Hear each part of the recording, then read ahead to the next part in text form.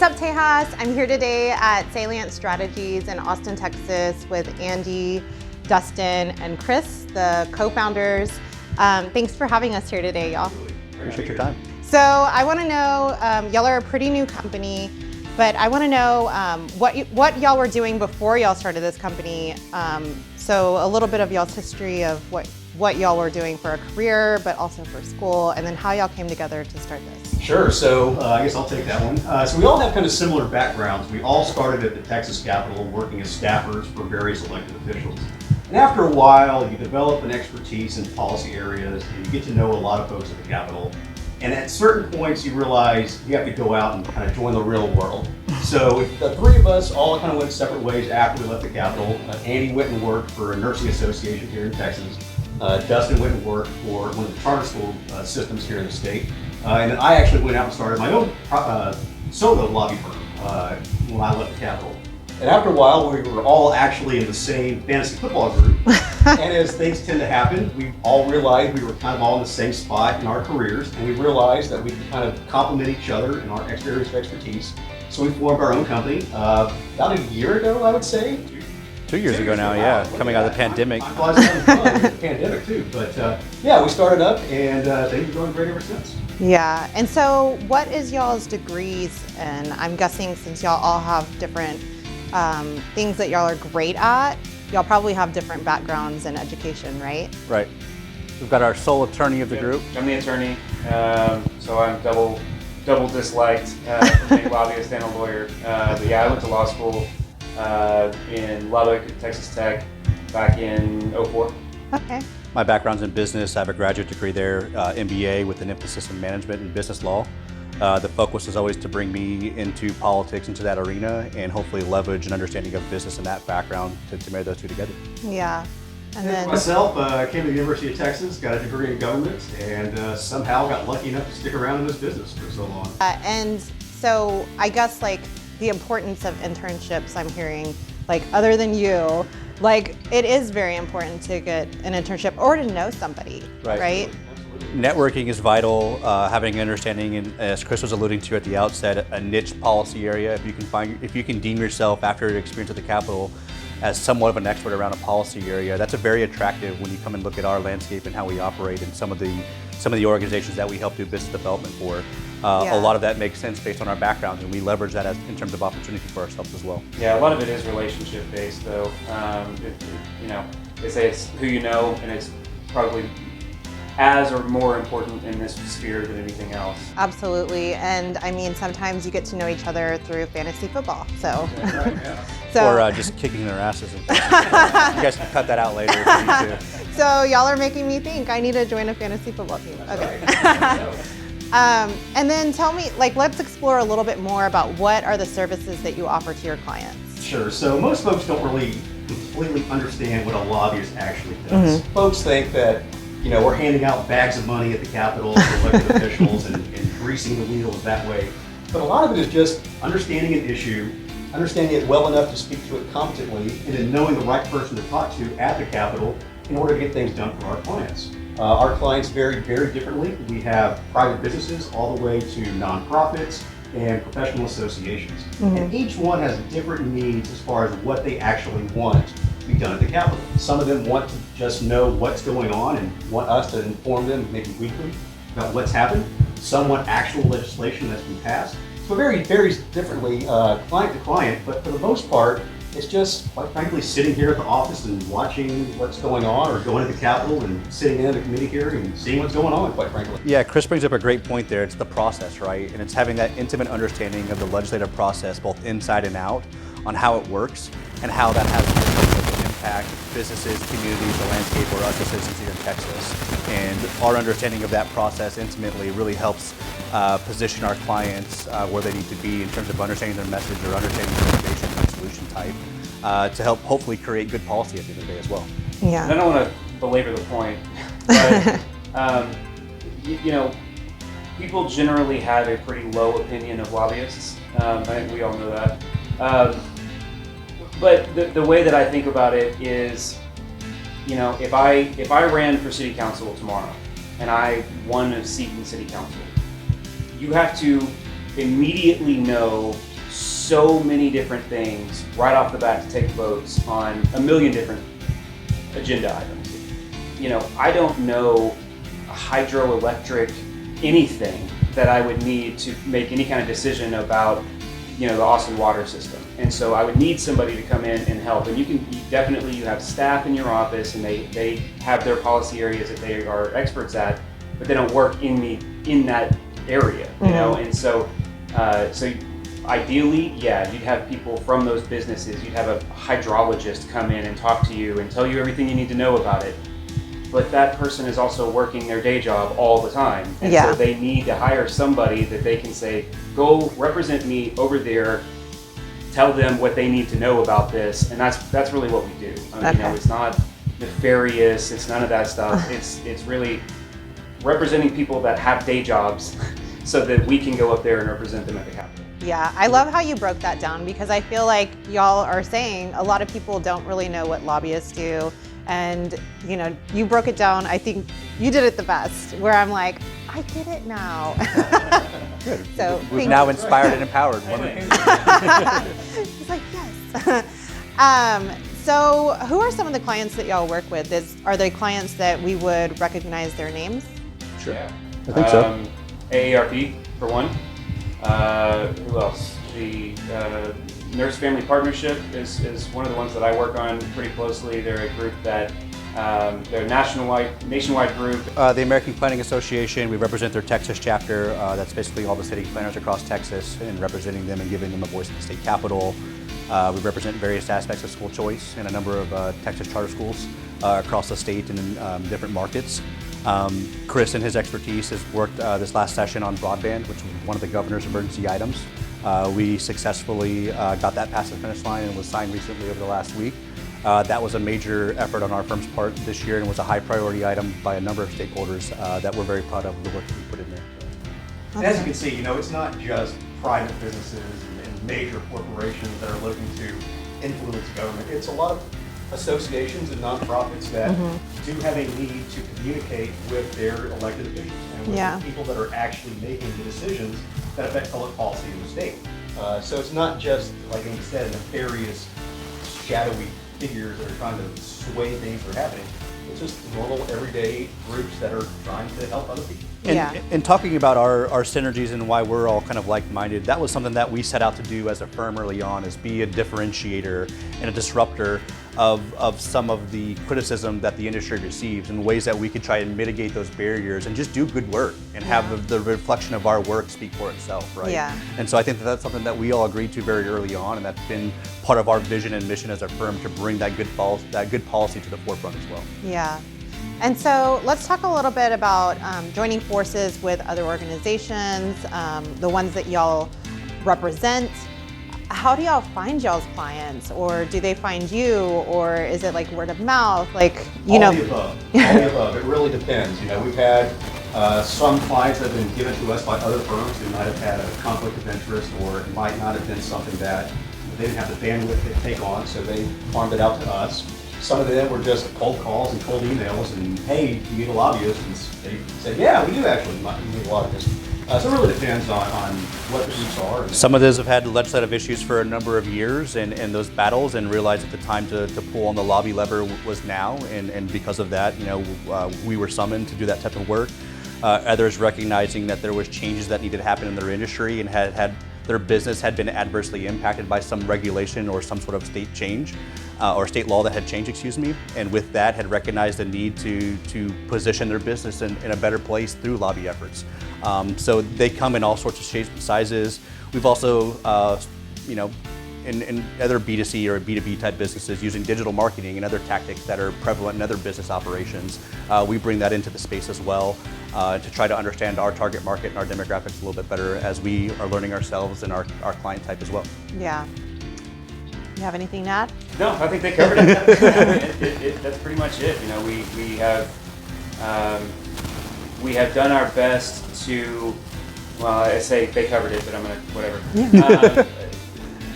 We did our best early on, especially last summer while we were all in lockdown, we're going to be locked down anyway. We might as well do some outreach. And we cold called, we cold emailed, we did a lot of research on the top businesses, top associations in the state, those that are around the nation that may not be in Texas yet, that sort of thing. But we also made a concerted effort to forge mentor-mentee relationships with some of the top lobbyists in the state. Yeah. Honestly, and I'm not going to speak for these guys, but I have been intimidated by for a long time, seeing them walking around in the halls that I know very well who they are, but they don't know me. And I'm not going to approach them and start talking to them because they're the top. And so, same sort of thing, we just cold called them and said, hey, we want you to be our mentor. We're starting this business. We don't know what we're doing, but we want to try. We want to learn from the best. And man, it really resonated. They Well received, very well received. And so we've got some great mentors now that have helped us and that have passed us business and almost kind of their scraps. We don't need these. You can have them, kind of thing. But you do good work, and it shows that you can do good work, and it kind of builds upon itself. Yeah, yeah. And then y'all are going to be the mentors too one day, where people are like, oh, they're way up there. Can I even talk to them? Can I make eye contact? When we're no longer the new kids on the block, right? Yeah. So y'all obviously were friends before. How do y'all keep a good attitude working together? And if maybe y'all don't agree on something, obviously I'm sure that happens. How do y'all handle that? So one of the reasons why we work really well together is we're kind of different personality-wise. Dustin is quite the optimist, and Andy's quite the pessimist, and I'm right in the middle. So it works out. It really does as far as Personality things are never types, as yeah. bad as they seem, they're never as good as they seem, and we kind of all go in the same direction, knowing that we can't fail at this, quite frankly. We have to succeed because this is it for us. Yeah, our families are dependent on it. We eat what we kill in some sense in terms of the business we have to drive to our table in order to feed our families. I think the synergies that we've all found early on have been intentional in trying to find good fits on our working styles, our niche areas of expertise. And I recognize where I'm great in things that I do very well, but I also recognize some of my own deficiencies, and where Chris is a good counterbalance to that, where Andy's another great example of a counterbalance. And so it's core values. It's what you were taught growing up of what you want to see as yourself as an individual, but how you can parlay that into a professional sense, and at the same time ensuring that we're doing good work along the way. I went and found or cherry-picked two of the smartest guys that I know, and I think have helped create a really formidable team, and we do great work for our clients. And I think a lot of that was intentional, and some of it is just happenstances falling into play as well. Yeah. It's funny. So a couple of things that they haven't mentioned yet. One is that we're bipartisan. I'm the lone Democrat of the group, but it helps. Yeah. I mean, it helps having both sides, so that our relationships at the Capitol are not one-sided. So we can go across, which is great. Another is that we've got an unofficial 2 out of 3 vote rule. So if it's 2 against 1, all right, we're going with it. I hope you guys know what you're doing. And if not, the lucky die come into play. That's which is fun. I like the dice too, because usually I do paper, rock, scissors whenever The little I can't Rochambeau, agree. yeah? Yeah, I'm I want to choose where to eat. Oh no, we're gonna paper, rock, scissors. Don't put it past the maturity level at any point in this room, I think, as well. One of us is bound to play a kid's trick at some point. So. And then also, what's the secret to having or starting a successful business? Boy, I think we picked the best and worst time to start a business. Obviously, we kind of really got full swing around January 2020, and then a few months later, the whole world turned on its head. So we worked really hard to keep ourselves going, to keep ourselves relevant in a business where personal relationships and just going out, quite frankly, and having lunch with somebody is a big part of what we do. And we couldn't do that. So we found a way to kind of do those little meet and greets.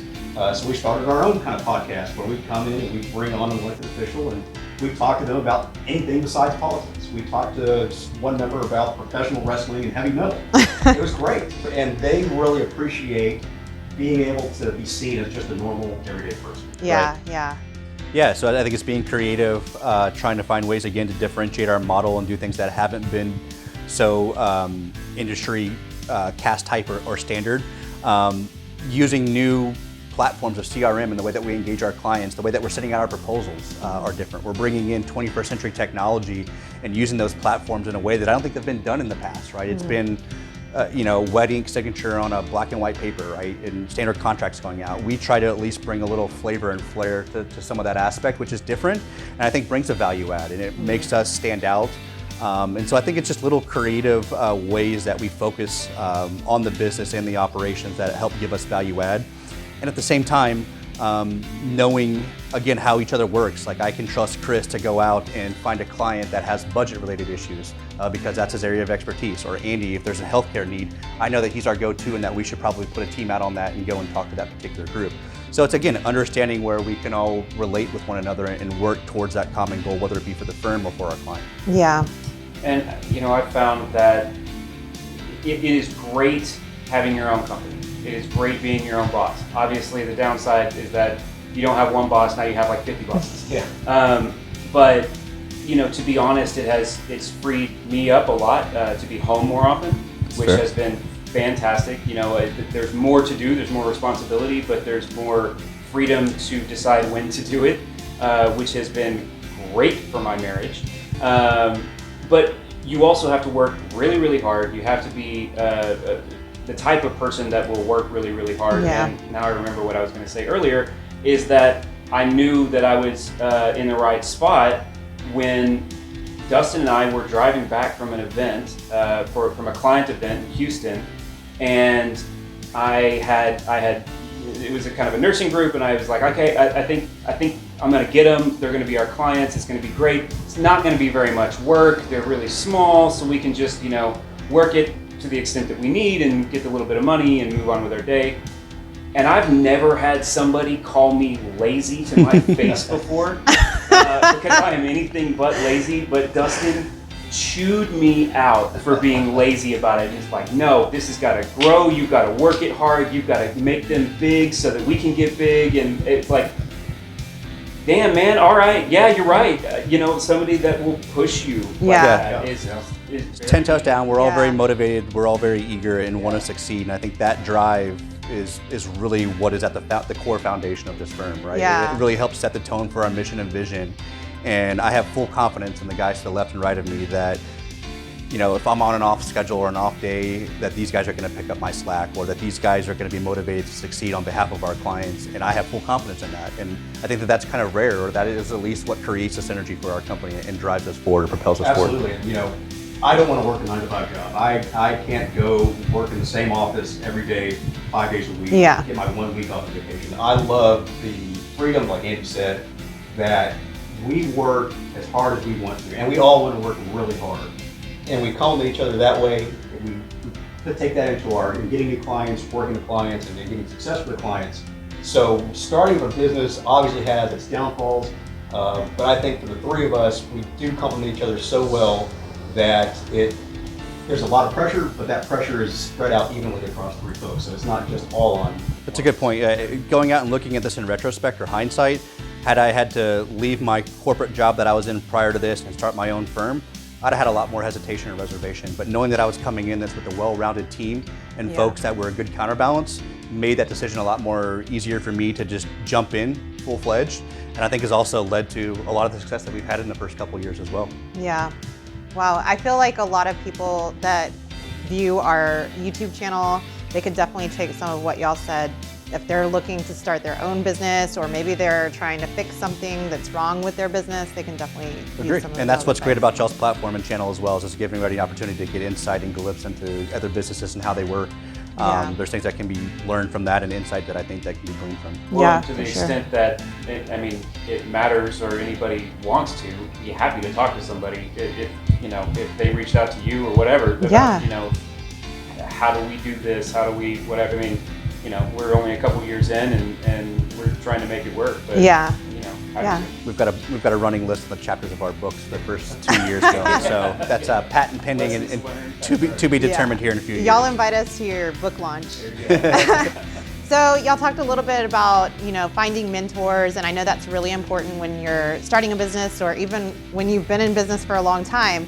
But y'all cold called y'all's mentors, right? And did y'all cold call anyone and they were like, no? Or did everybody, they jumped right on it, they wanted to be your mentor? For the most part, everybody was very happy to. Right. It may have been situational because we were all stuck at home anyway and they didn't have anything to do. But maybe that was just good timing on our part. But for the most part, yeah, everybody was happy to. From what I found in talking to them, it seemed like, you know, these are like the titans of our industry, and, you know, I hope they don't see this, but they're getting older. You know, they started their big businesses and they're getting older, but they really like to see other people with the same kind of drive that they had. That grit. Trying to be the next them. Yeah. And they want to pass that along. And the people that just straight up say no or blow you off are probably not the people you wanted to talk to in the first place. That Right. is, yeah, very good point. I think some of the other silver linings in this as well is that they saw the opportunity to give back and mentor, and really spoke to an industry that is very hyper competitive. And that spoke to another side of the continuum where they were going to open up and give that insight and that advice. And to be frank, people hadn't done that in the past. They hadn't just done that homework or that research or taken the time to ask somebody, right? Yeah. It was as simple as that, just taking the time to ask. Yeah. Other channels of networking that we found to be very successful is LinkedIn. Fantastic platform. Would highly implore anybody starting off their business to start growing their network there. That to us has been another silver lining in being able to kind of take that degree of separation of 6 down to 2 or 1 and help get connected into a C-level or into an organization type to have that type of discussion. So highly recommend that platform, and that's been a good value add for our group as well, I think. Yeah, and you know, from the very first day at work at the Capitol, you're always told that this is such a cutthroat business and that everyone's kind of out for themselves. And that's kind of the mentality you develop because that's what you've just been told. That's absolutely not the case, at least for us. You know, like Andy said, a lot of these folks that we talked to jumped at the opportunity to talk to new young upcomers about what they wish they would have known, things they would have done differently. So it really is just a matter of going out and asking. And quite frankly, the worst they can say is no. Yeah. So And we're taking that same model and kind of giving it back as well. Part of the other ways that we're networking is creating relationships with new incubators and accelerators across the country. Those specifically here in Texas, like Techstars, Capital Factory, Sputnik, and a few others. And what's good for us is we're able to connect with these innovations and these founders early and help mentor them along and coach and guide them through the process. And ultimately, the value add for us at the end of the day is we've established a relationship with these groups. As they grow, we're going to grow alongside them, and they'll become potential clients. Yes. So it's another way that we've been able to give back with the industry and become mentors ourselves, and at the same time help lead to new innovation and help bring them to market and help those companies grow as well. Yeah. It's been full circle. Yeah. I love that. Y'all just are full of great advice. Okay, so I don't know if y'all have seen this, but we do Texas trivia, so that's our second part of the interview. To the transplant Virginian, but you know. So y'all are gonna choose 3 questions out of the hat, read them out loud, and all of y'all have to answer. So Let's Chris, do it. choose the first one. Let's see. All right. Describe the attitude of Texans. I would say the attitude of Texans is one of self-sufficiency. You know, we are very much pardon the pun, if you're wearing boots, we are very much a bootstrap state. You know, it's still a place where if you come to Texas with an idea and the right mindset for a business, you can be successful here. We do have an environment that is very conducive to growing and starting a business, especially compared to other states. And quite frankly, that's why people keep moving here. Yeah. Because of that opportunity that the state provides, and that is kind of ingrained into the attitude of Texas, is that you can come here, you can do what you want as far as a business, for the most part. We're working on some other stuff. And be successful. That's what I think the attitude of Texas is. Yeah. Here. I mean, yeah, very, let's see, so I'm actually transplant. So the attitude of Texas to me when I moved here, 10, 15 years ago was very outlandish, very big, gargantuous. Those are, I think, the descriptors that come in, but it's been a very welcoming state, as Chris said. It's been very lovable, and I think really helps spur some creative thinking. For me, I've had some of my best, most in-depth conversations here in Texas. I've learned a lot about industry, and I've really cut out a path for my career and family. So for me, Texas has been everything and more, to be quite honest. Yeah. To me, and I've lived here my whole life, and like every city in Texas. I would say proud to the point of being cocky. Exceptionalism is what we'll call that. Exceptionalism. You don't see very many, hats and koozies with, the Virginia Montana on it. state. We are super proud of our state. A lot of it for good reason, some of it for just cocky reasons. But we're all about Texas. Yeah. Bless you, child. Bless you. All right, Dustin, go ahead Guess and I'm up choose the now? second. Yeah. Finish this. Don't blank Texas. Oh, blank Texas. First comes to mind is don't with Texas. But is this PG? Could we cut that out? I don't know. Are we PG? I mean, Get our sponsors. that's what comes to mind. But let me see if I can G-rate that back. Don't mess with Texas. There Yes. You don't Ding, get that. ding, You're gonna have to kick you out, right? Okay, you're the only one that had to answer that we one. go. Okay. Cool. Sorry about that. All right. Oh, it's easy. Have you been to the State Fair? I grew up in Dallas, so I've been to the State Fair a number of times. I have not been in recent years, and actually have not had any of the deep fried delicacies that they keep having over What? there. I know, like deep fried Oreos and all that kind of stuff. I haven't had that yet. It's been a long time since my childhood. But, Yeah. I grew up in Dallas. Yeah. Oh, awesome. I lived in Dallas for a little bit So let me too. answer that one, because I had a different experience probably than Andy at the State Fair. So, of course, I went to the University of Texas. I went to the Texas OU game multiple times at the State Fair. That place is nothing but a place of misery for me. I've been to probably 9 Texas OU games. I've seen them win once. I am never going back.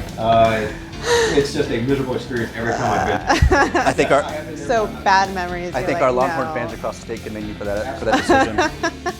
And have you been to the State Fair? I have not been to the State Fair. I've heard about the delicacies. So I guess we're 2 to 3 that haven't been. So we'll plan our next strategy session there at the State Yeah. Fair. Yeah, that sounds good. Well, guys, thank you so much for allowing us to come in here to your office. You have a really cool office. It's like a historic building, right? Yeah. And also, thanks for all the great advice. I feel like y'all said a lot of really great things that our viewers would really Hope it love. can help and impact somebody out benefit. there. Yeah, and then also for our viewers, we're going to drop their information down below so that you can go check them out. And if you need to use their services, they're available. And don't forget to drop a subscribe and like. Yes, definitely. Oh, and then also your podcast. We got to make sure that we add that in there too. Oh, so, yeah. Yeah. All right, thanks. Bye.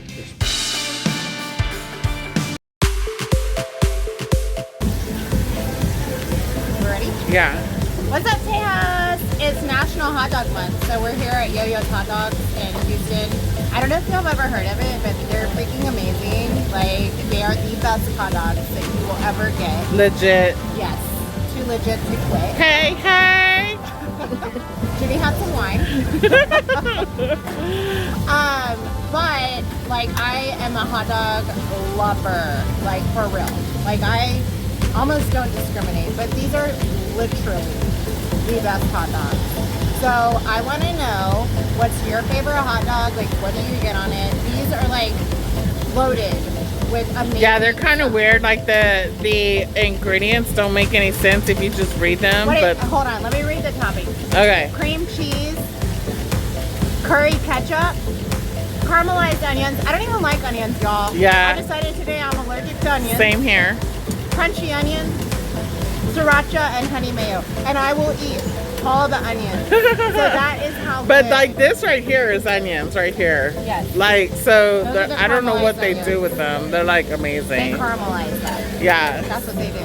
Yeah. And they are amazing. Yeah. So let us know in the comments where you get your favorite hot dogs from. Let me know, because like seriously, I'm a hot dog lover. I will go and I will find them. Wherever they are.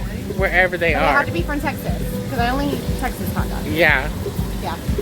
So, okay. So I want to know, do you make hot dogs at home, or do you go get your hot dogs somewhere else? And if you make them at home, like, what do you put on them? Yeah. Yeah, let me know, because I need to know, like, what's the best stuff. I like mine wrapped in bacon. It's so delicious. Okay. Happy National Hot Dog Month, y'all. Bye!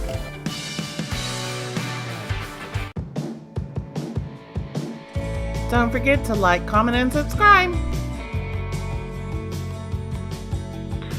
Till next time, that's all, y'all.